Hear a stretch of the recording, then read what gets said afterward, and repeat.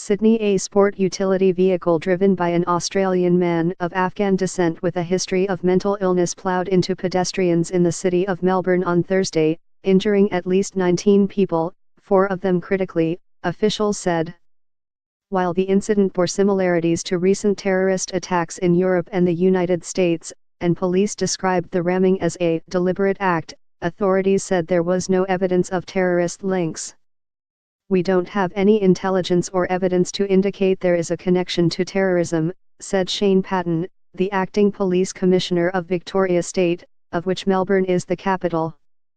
Having said that, we continue to support this investigation with the Counter-Terrorism Command to ensure there isn't that connection and there is no ongoing threat. A second man seen recording the incident on a cell phone was arrested after 3 knives were found in a bag he was carrying.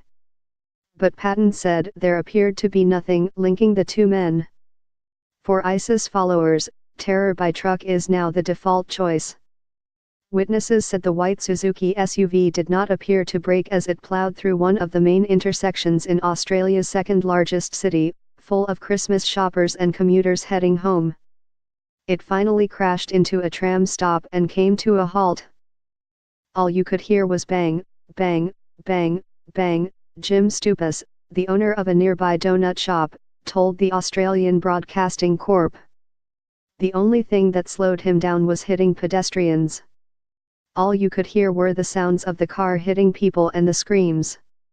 The driver was apprehended by an off-duty police sergeant who held him until police arrived, sustaining injuries in the struggle. Police said the man, whose name was not immediately released, had a history of drug use and mental health issues and was known to them for traffic offenses and a minor assault in 2010. He was taken to a hospital, where doctors are to determine when he is fit to be questioned by police.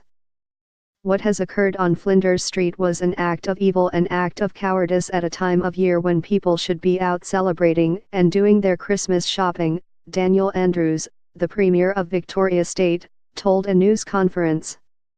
He said 19 people were admitted to the hospital, 4 of them in critical condition. Australian media reported that one of those critically injured was a child of preschool age.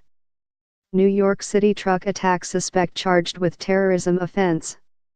Patton said the Australian Intelligence Agency and federal police had no information indicating that the driver of the SUV was someone to be watched. "We understand he's on a mental health plan and receiving treatment for a mental illness," the acting police commissioner said without elaborating. The incident took place in downtown Melbourne during one of the busiest times of the day in front of a train station that is the city's equivalent of New York's Grand Central Terminal. The mayhem unleashed on a downtown street filled with Christmas shoppers, as well as late afternoon revelers, was reminiscent of a string of lone wolf terrorist attacks in Europe including Spain, France, and Germany, in which attackers used vehicles as deadly weapons. A long-standing military ally of the United States, Australia has deployed forces to Iraq and Syria to assist with the fight against the Islamic State.